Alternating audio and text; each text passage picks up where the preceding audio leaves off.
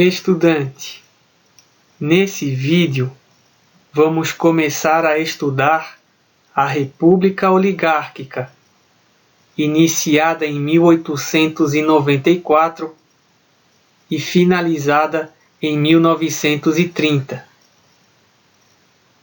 Com o fim do governo de Floriano Peixoto, terminou também a República da Espada, que fora governada por militares.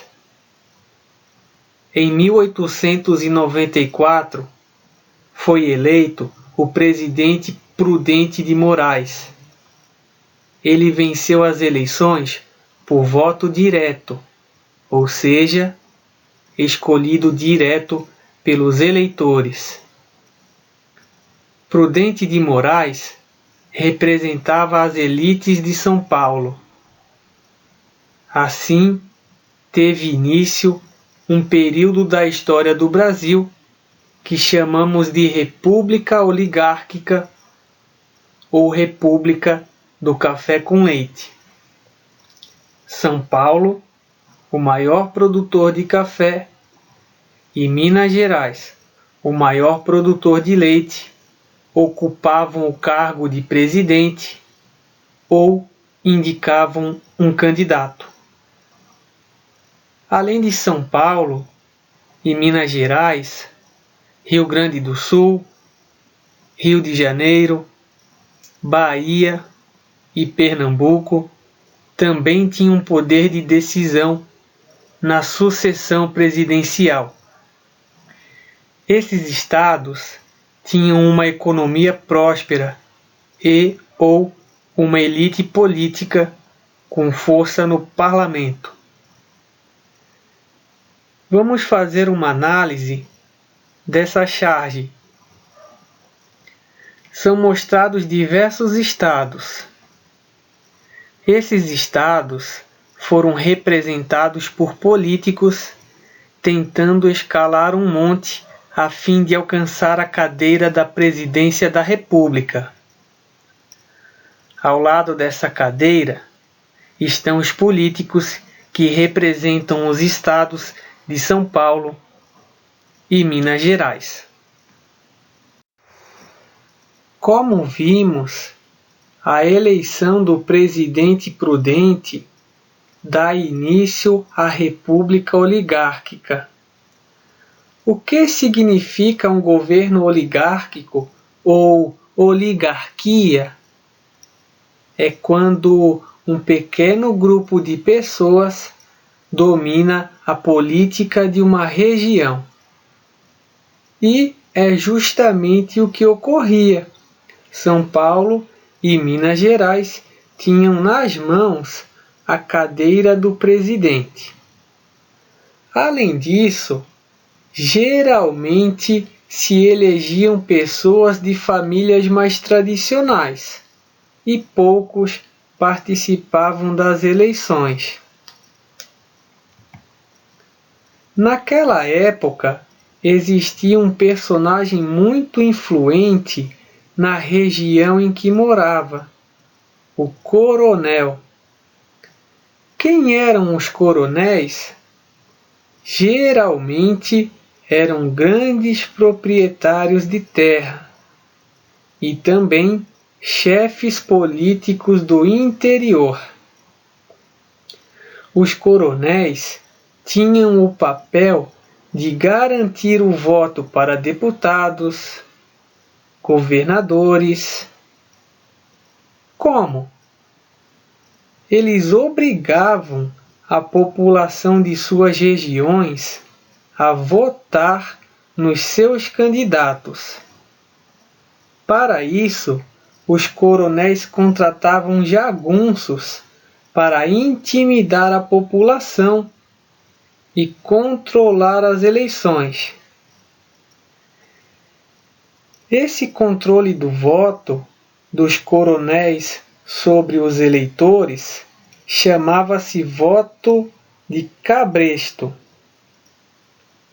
Em troca desse trabalho entre aspas, os coronéis recebiam favores, como a aprovação de verbas para melhoria em suas regiões.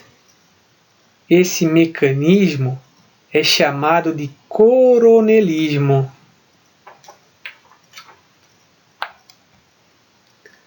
O voto era aberto.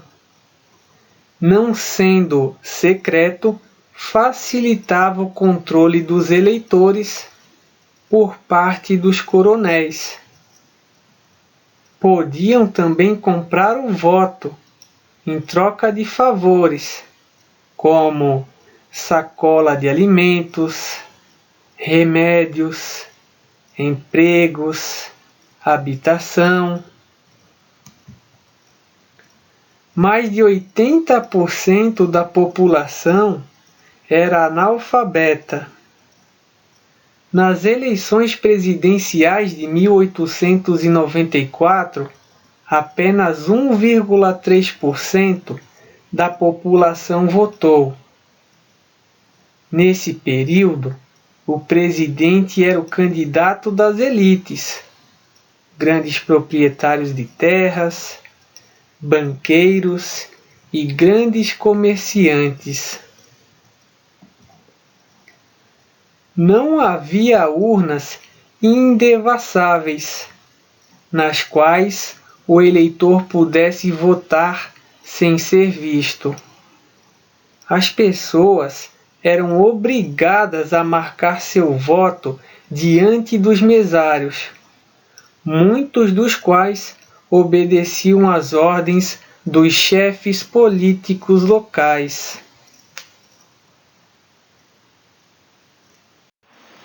A política dos governadores.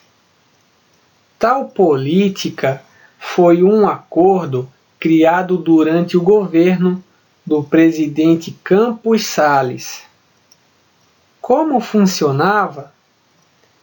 Os governos dos principais estados deveriam apoiar o presidente com a ajuda de seus deputados e senadores, e também deveriam trabalhar para eleger candidatos favoráveis ao presidente nos seus estados.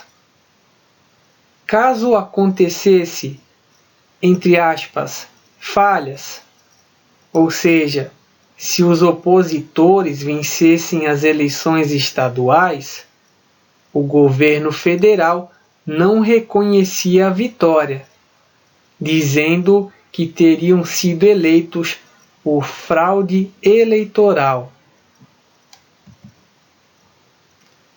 Em troca, o governo federal, por meio do presidente e dos seus ministros, apoiaria os governadores e outros grupos dominantes nos seus estados. Essa política também pode ser chamada de toma lá, dá cá.